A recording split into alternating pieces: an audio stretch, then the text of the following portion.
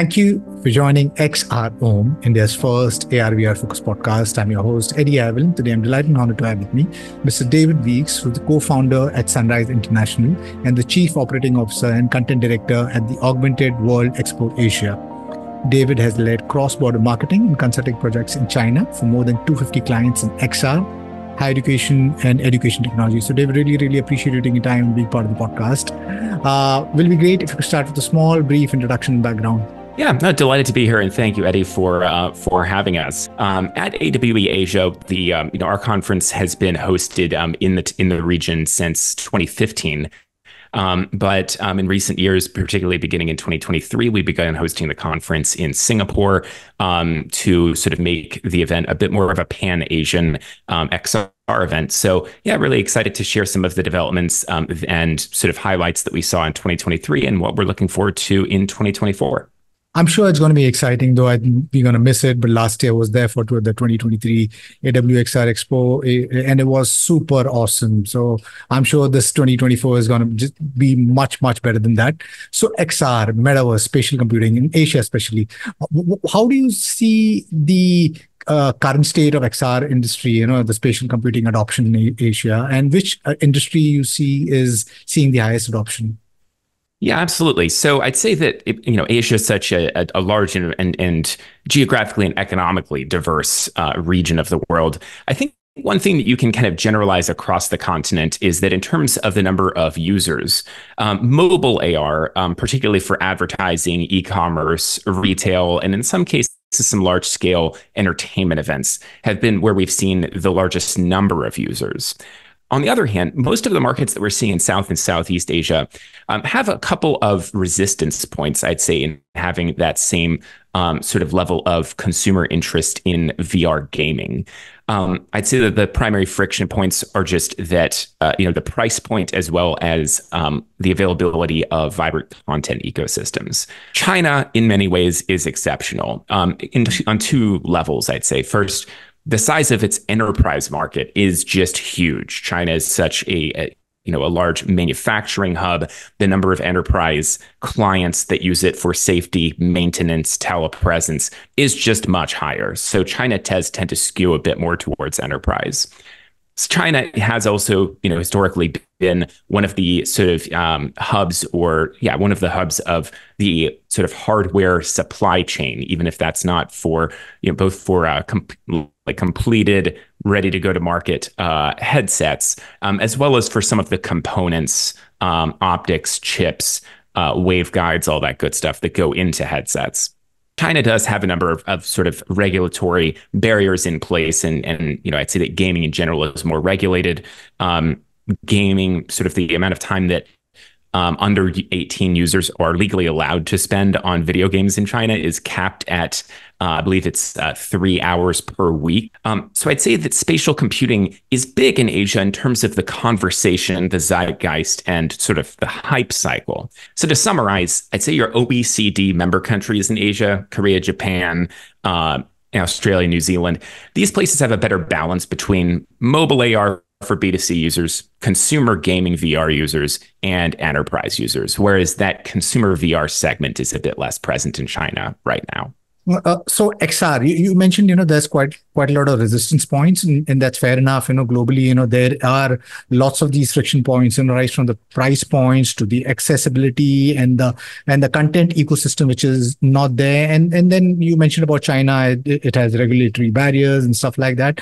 Yes, I'm sure there are these things which are these big tech are working on, making sure that the head wearable device gets possibly as light as this, and maybe the price point also becomes very consumer friendly and benefits the enterprise also. And I'm sure those are the things that's being worked at, and I'm sure that will improve through in the next few years. AWE is one of the largest XR event in the world, moved to China. And like I mentioned, China happens to be one of the largest populated country in the world. What was the decision to move from China to Singapore? And it would be great if you could kind of talk about the benefits and challenges associated with the relocation. Yeah, absolutely. So AWE Asia has been part of the AWE Global Network. So our flagship conference in California has been around since 2009, and AWE began to introduce regional sort of sub conferences, if you will. In EU and Asia. Our Asia conference began in 2015. From 2015 to 2022, we hosted every year in China. And at that time, maybe that made sense because of China's centrality to the XR supply chain, and just the sheer, as you said, population and volume of enterprise deals and transactions that were taking place in XR. In late in 2022, when we were planning our 2023 conference, we were still in the time of zero COVID and sort of flash lockdowns in China.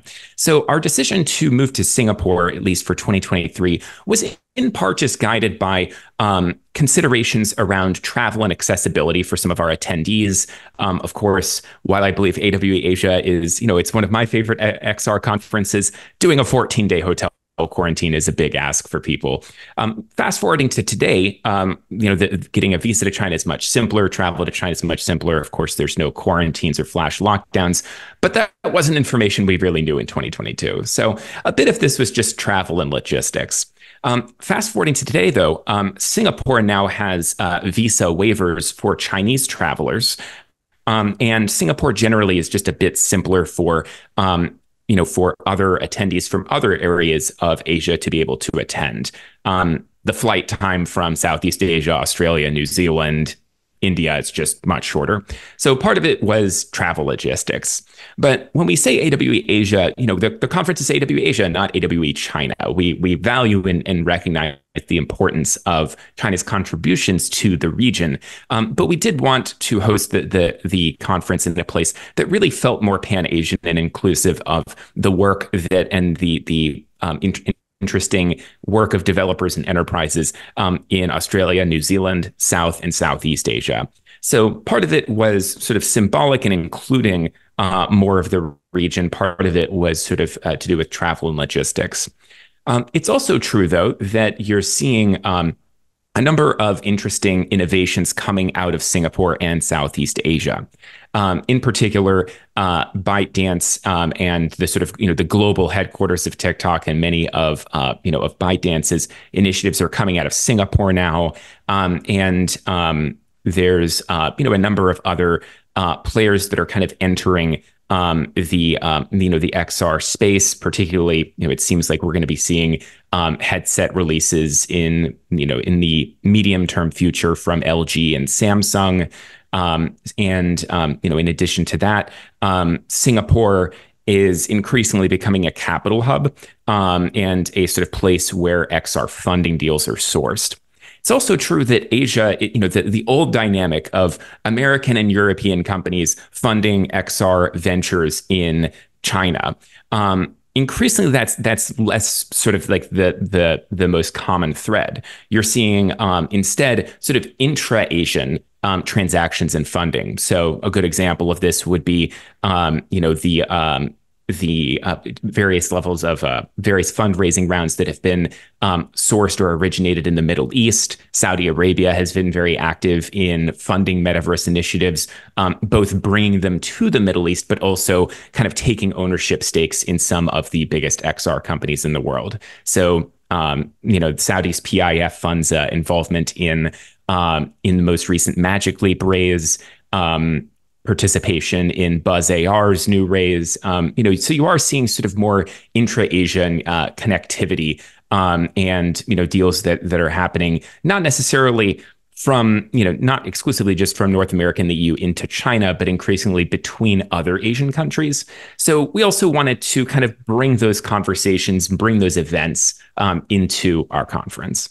Of course, we're delighted to continue to see participation from Chinese companies at AWE Asia. We very much view this as China and not rather than China or, right. So it's a nice way to kind of bring in everyone together in a way that was just a little bit simpler in terms of logistics and travel for everyone. No, no, completely fair enough. Because I mean, largely, I mean, most of the action when it comes to AR, VR, MR has been happening in the West, in America and Europe, and then China was the other place, where all the hardware action was happening. But it's about time, the other countries also start participating. And I guess, I mean, this global movement of sorts will kind of accelerate the entire ecosystem, and will start showing real values, So, can you give like an overview of AWE Asia, and maybe if you can talk about the highlights and what can enterprise and consumers expect from AWE 2024?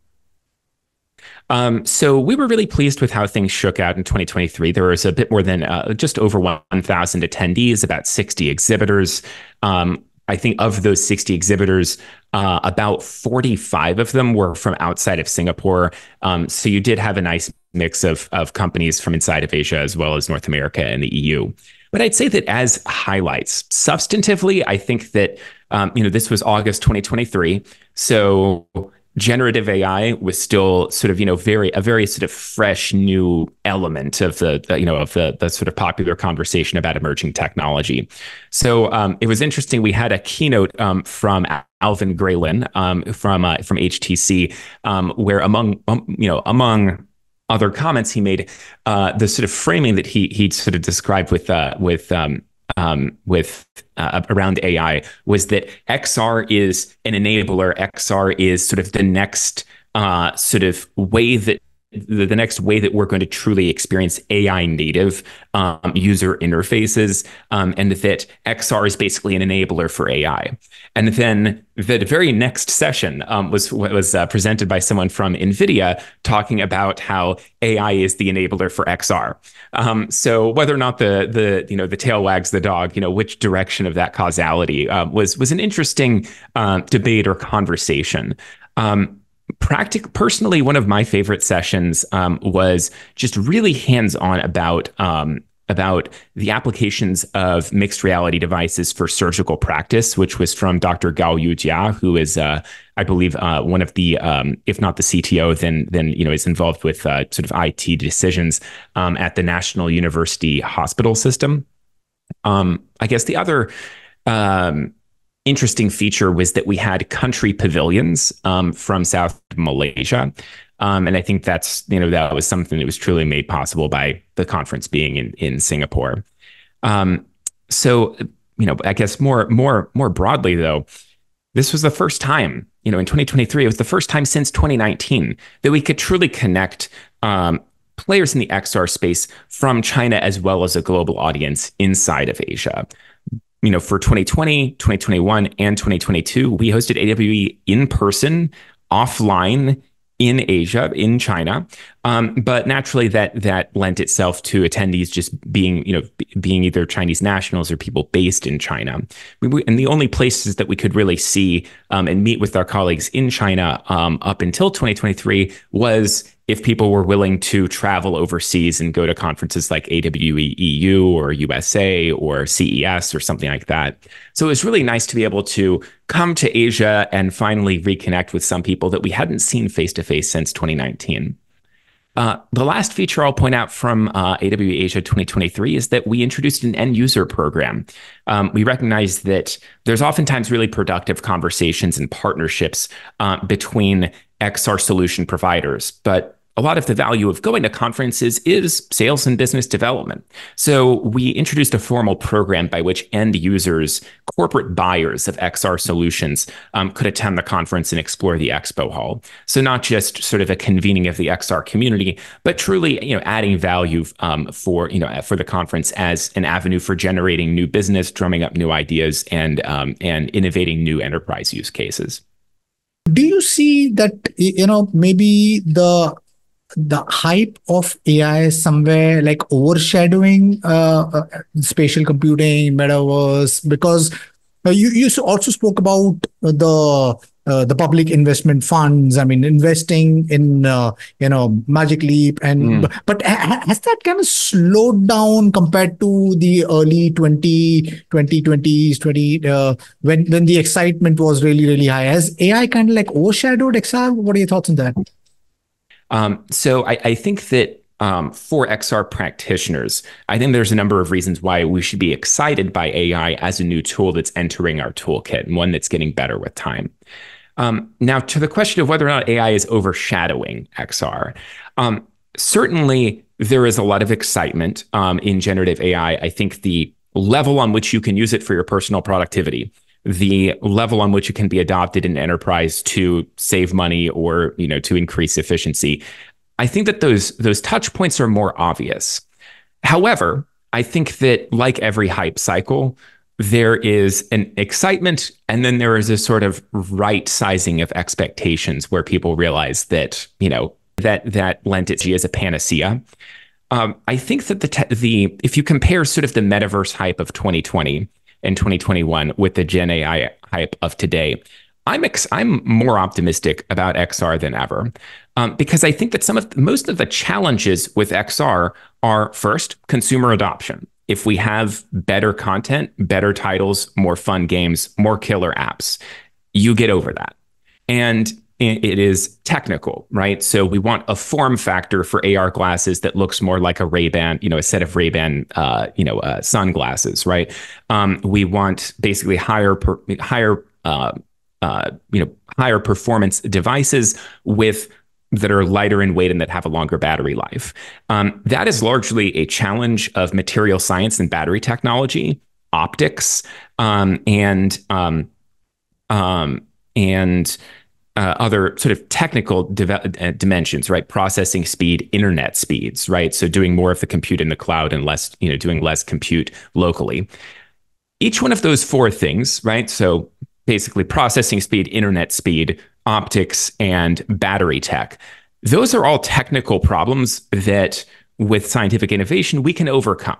Now, you compare that with the challenges that Gen AI is experiencing. Many of those challenges are not technical challenges to overcome. They are inherent in the way that the tool is built, right? So having an LLM that you can be absolutely certain does not infringe on anyone's copyright, extremely difficult, right? And it seems like many of the players in Gen AI are just working out licensing deals with companies that have produced the content that their AIs are trained on. But that's a very difficult issue. Second is hallucination. So Gen AI is predictive, right? We're looking at what is the most likely word to follow from one word to the next. And as a result, it's very difficult to hedge against hallucinations or misinformation.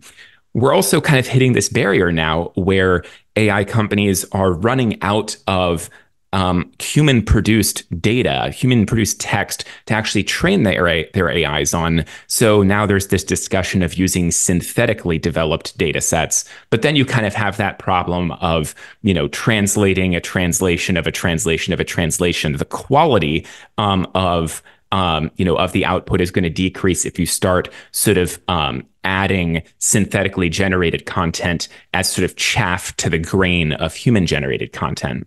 It's also true that synthetically generated content can't be new, right? So if it's derivative from material that was written years ago, that means that as time goes on, you're going to have this sort of this issue of generational cycles kind of becoming more of a problem. So in 2025, the new data we're going to be able to add to an LLM is much less than and it'll be less current. So I think that a lot of those sorts of problems that we're seeing with generative AI are kind of original sins, whereas I feel like the problems we're seeing in XR are consumer adoption. If the value prop is sufficient, people will buy, and technical issues to do with processing speeds, battery, and optics, and those are getting better every year. So long term, I'm optimistic that once people kind of sober up from the sort of fervor of excitement on Gen AI, people become more aware of some of the challenges. I think that in the long term, XR can solve the problems we have. I really struggle to imagine a way that Gen AI kind of, can get around hallucination, copyright, and the fact that much of the analyzable natural language data out there has already been analyzed. Right. So, David, I kind of like, double you in all the spaces, but I also do believe that, I mean, like XR, I think AI also has got its pros and cons, and it's got the problems which you kind of mentioned. But I'm sure that that will be overcome. The largest problem I see is the copyright data. Which these Mm, companies are crawling the net and using these copyright data to kind of train the LLMs, and that's where I think the problem is. But the data also, like you rightfully pointed out, is being exhausted. Looking at synthetic data, hallucination is a problem, but there is a retrieval augmented generation racks to kind of fix that sort of thing. So I'm sure uh, each tech stack has its own problems, and there are these bunch of researchers who are dedicated to solving the problem. And I'm sure all of these tech stack will eventually converge and will give us a really awesome, great world utility, which will make take humanity a step ahead. As far as XR, I'm right. super excited about XR because look at Web 2.0 mobile. I mean, I mean, today, I mean, we cannot do without it. I think billion-dollar businesses are built on mobiles, and I think we breaking away from a 2D flat medium of mobiles or computers, and we're gonna go into the 3D world, and that is a humongous opportunity. And we're gonna go from carrying technology to wearing technology, where the entire world is going to be a screen, and so the business opportunity becomes big because every business is going to leverage that. You're from your education to your healthcare to your industries, digital trends, and so on and so forth. So I'm super excited about all technology stack. Whether it's AI, whether it's XR or nanotech or biotech or robotics. You have been invested in XR space since a long time.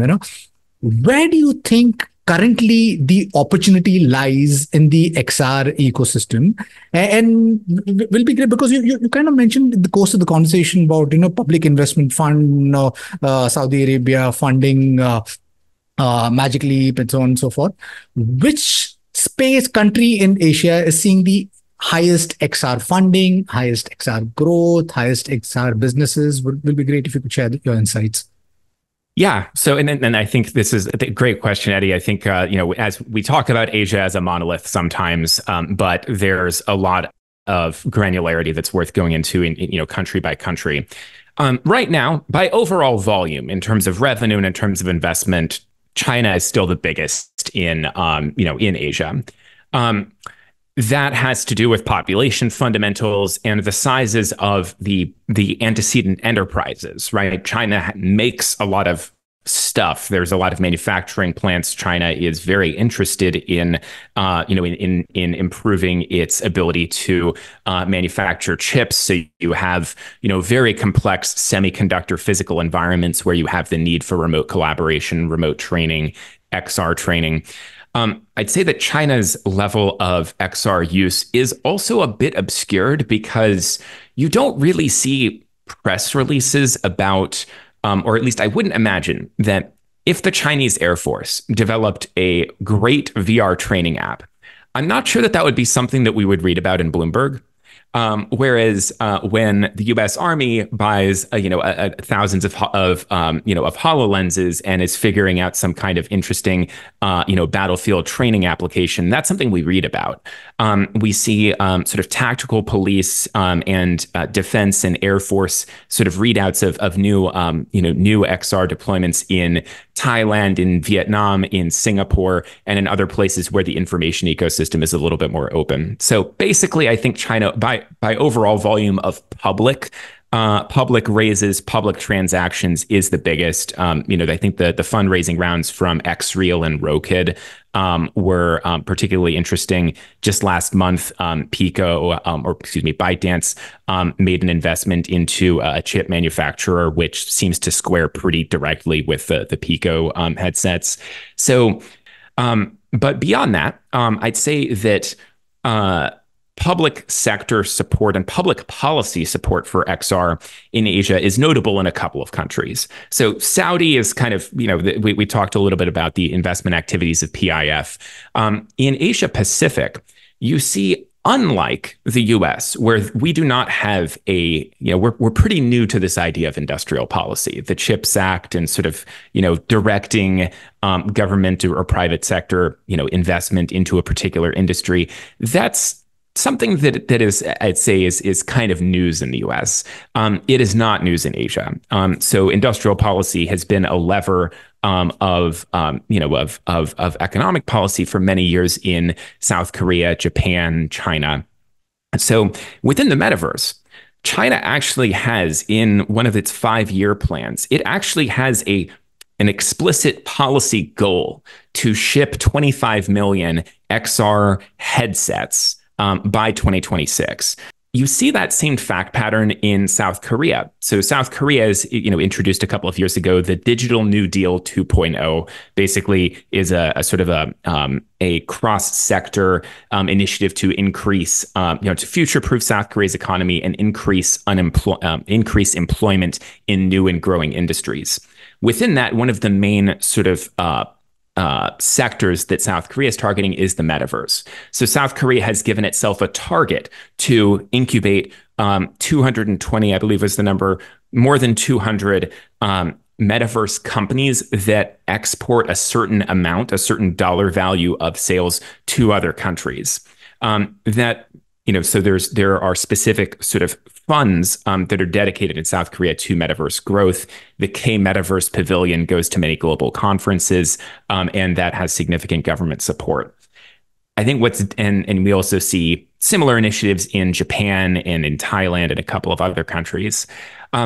Why I think that matters is not just that the government is saying this is important and signaling, but this creates a bit of insulation from hype cycles. VC tends to follow hype cycles much more so than government industrial policy. So I see this as a way to, as public sector participation and explicit KPIs for growing the metaverse as public policy. Those are long-term goals. So even if Gen AI is enjoying its 15 minutes in the spotlight right now, you have a continuing commitment from these governments to foster the metaverse and to foster the growth of companies as they work their way to profitability. So yeah, I'd say that to come back to your question, which country is seeing the highest funding and growth? The easy answer is China for the reasons I listed, but we're also very closely watching South Korea. I think in terms of who's got, where is the biggest potential? I think that as India and Indonesia, with their massive populations, as the size of those middle classes grow, and as these devices become more mature, I think that long term, we're very much excited about Indonesia. A lot of people come to Singapore to do business in Indonesia and in India. Increases in product that we're headed. Very, very cool. Thank you for the insights, David. Any advice to enterprise? And maybe it'll be great if you could give a pitch on why businesses need to be part of the AWE Asia 2024. Yeah, absolutely. So at AWE Asia 2024, what we're expecting is that we'd have a couple of headliner exhibitors that have confirmed their participation already. So Meta will be our platinum sponsor, and we'll see some interesting sessions from them. I expect that may have something to do with some exciting new, there are new Meta headsets out there, but I expect that may follow some announcements about partnerships and country rollouts for Meta, greater support of the Quest ecosystem in different countries where it's not present. At our conference, we're going to see more hardware on display, as well as our traditional strength in components and platforms. Some other some of our gold sponsors also include the Tokyo Dome Corporation and Niantic. We're going to see more discussion of AI and of spatial computing for all of its ambiguity as a term. I think that otherwise we are going to see a similar conference, but just more attendees compared to last year. So we'll have 9 different content tracks. We're expecting a bit more than 2,000 people this year. And the other, I'd say, big change that we're doing is a greater emphasis on spontaneous discovery in the expo hall, but also social activities. So we're a 2-day conference. We've added an opening reception on before day one. And our idea there was that we want to get people more comfortable just chatting with each other. Now, in terms of advice to enterprise and maybe how these relate. So first, I think that for enterprise users, framing that I think is key is the transition of XR from being in the department, of an enterprise, the Department of Research and Development or emerging tech, or stuff that sort of sandboxes for new ideas. And we're starting to see more XR projects come into the functional business units of these companies. So rather than XR living in R&D and stuff that's basically a cost center, going into and being vertically integrated into the maintenance and safety and training operations, and making its way into onboarding, making its way into remote telepresence and remote collaboration. As more enterprises have, particularly in tech, but I think globally this is true, during the pandemic, we saw many people do remote work.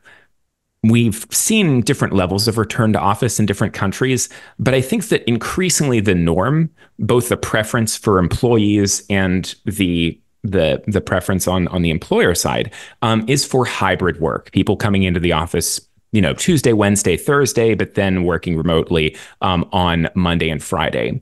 Now, that's great if you are, if you're building an app and everything lives in the cloud anyway. But if you're in manufacturing or you're in education or you're in something else like that, that's a bit more, that involves a bit more hands-on involvement, then I think XR is a way to make hybrid work better. And to solve that problem of productivity, creativity, and collaboration barriers, those meetings that that can't really happen in the same way on Monday and Friday when people are working remotely. So I think that XR is a key way to make hybrid work, which I think is the future, make that work better. So transition into functional units out of the R&D cost center sort of level of the organization, and at the HR level, making remote collaboration function just a bit better. Lastly, I'd say that, by enabling higher quality meetings and by enabling higher levels of productivity in hybrid work, I think that that's key in articulating the ROI and the sort of value that the enterprise can actualize. I think there was a lot of concern about productivity dips during remote work. So if there's a way to measure and operationalize and informationize the increases in productivity on those remote work days for hybrid workers, then I think that's super, helpful for enterprises. So as enterprises consider how to build, what hardware environments their new projects belong in, I think that kicking the tires, seeing the devices, trying them out, and talking to developers who are making interesting projects and innovative use cases, seeing that in person is key. No better place than the AWE Asia 2024 Expo Hall. Thank you, David. Really, really appreciate you taking time being part of the podcast. Yeah, I think exciting times. You rightfully pointed out these tech stack are finally moving out from the labs, from the R&D, from these small startups, and converging and showing real world value in the industries. And I'm sure it's gonna accelerate the way the tech stack is growing. You mentioned about the spatial computing, Apple joining the bandwagon, Samsung, LG, and kind of pitching that there's a headset that they're releasing. So I think it's not just the big tech. It's the smaller startups also who are playing a role in and creating innovations, which is going to completely accelerate the ecosystem. Would you like to wear your futurist hat and kind of give us a glimpse into the future of not just AWXR, but also what you think the future is going to look like in the next 5 to 10 years with XR going mainstream? Yeah, so I think that so when we say mainstream, that suggests consumer. I think that the key is the form factor and the appearance. So HTC, I think, has kind of hit the nail on the head that the appearance, what you look like when you are wearing a headset, is really important. And does your form factor when you've got a headset on, do you look cool or do you look less cool? I think that the form factor is key. I think that there's, the feedback that people had when they were wearing Snap spectacles or when they were wearing the Meta and Ray-Ban product. I think that is the right form factor. It just needs to be able to do more than take pictures. And those were great products for where the tech was now. But I think 5 years from now, if you can have, if that form factor, basically a thick set of sunglasses that has, that has sort of a not just a functional appearance, but a fashionable appearance. If we can get to a place where smart glasses can do the things that smartphones are doing now and a little bit more, and if we have, if those smart glasses have some mixed reality capabilities, not just being heads-up displays, but actually blending with, our physical environment, then I think that is probably the single biggest sort of gateway for XR to go mainstream, and frankly, for XR to be either companions or maybe even replacements. Especially AR smart glasses, to be companions or maybe even in the future replacements for smartphones. I think that as a society, we are aware that, we talk about the dialogue or the discourse around iPad kids. And that's often pejorative, and it's pejorative because of behavioral issues from these children, but also because they're just looking at a rectangle rather than the world around them. I think that AR, especially AR and MR, as a way to experience while not being physically isolated from the world around you and being able to kind of go beyond the rectangle. I think that that's key. And I think that I think that would generate excitement and both from consumers as well as from younger generations, parents as well as kids. Second, I think that many people now are unconsciously using XR, try before you buy, sort of e-commerce tools, seeing, if you go on Lowe's app, you can see what a wallpaper might look like in your house already. You can see what an IKEA couch might look like in your living room. But I don't think a lot of people recognize that is AR. They just kind of think of that as, oh, this is a social media filter, or oh, this is just part of like, an app that has a camera tool. So I think that as people become more aware that they are currently using and involved in AR, I think that as awareness grows there, I think that more people will be more receptive to other layers of the XR experience. But finally, I think that what we're really looking for with sort of MR devices, the other sort of breakthrough moment 5 years from now, is having that killer app, right? So we kind of discovered with smartwatches that the killer app was, or the killer sort of constellation of apps was health monitoring and having greater awareness of the number of steps you're taking, how many calories you're burning. But when people built smartwatches, it's not like they sort of began with, oh, we need like a better health wearable, so let's make smartwatches. We built smartwatches and then we figured out that health was one of the most popular sort of ways to make this work.